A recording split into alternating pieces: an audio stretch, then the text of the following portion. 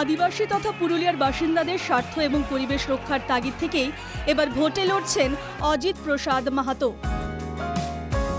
কোনো স্বীকৃত রাজনৈতিক দলের সমর্থন না থাকায় আদিবাসী কুর্মী সমাজের এই নেতা নির্দল হিসেবে লড়াই করছেন। অন্য দলের প্রার্থীরা যখন গাড়িতে রোড শো করে মনোনয়ন দিতে আসছেন, তখন অজিত প্রসাদ এলেন মোষের পিঠে চড়ে।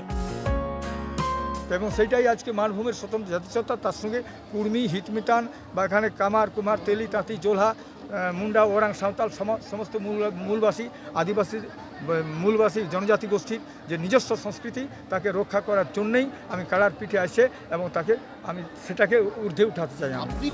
স্বাধীনতার ৭৬ বছর পর আজও সেভাবে উন্নয়ন হয়নি পুরুলিয়ার। ডান বাম কোনো দলই পুরুলিয়ার উন্নয়ন নিয়ে ভাবেনি বলে অভিযোগ করলেন অজিত প্রসাদ। এখানে দেখেছি বহিরাগতরা এখানে 3rd গ্রেড 4th গ্রেডের চাকরি হয়, এগুলার বিরোধ করবো আমি প্রথমেই।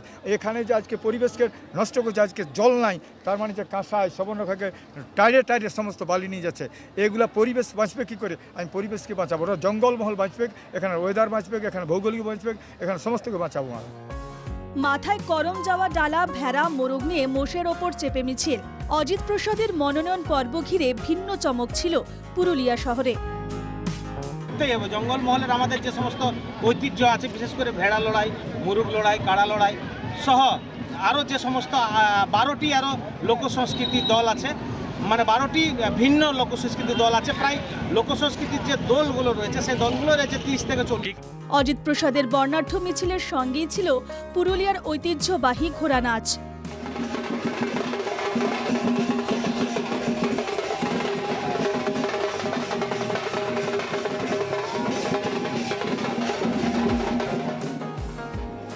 পুরুলিয়া থেকে বুদ্ধদেব পাত্রের রিপোর্ট, NKTV বাংলা।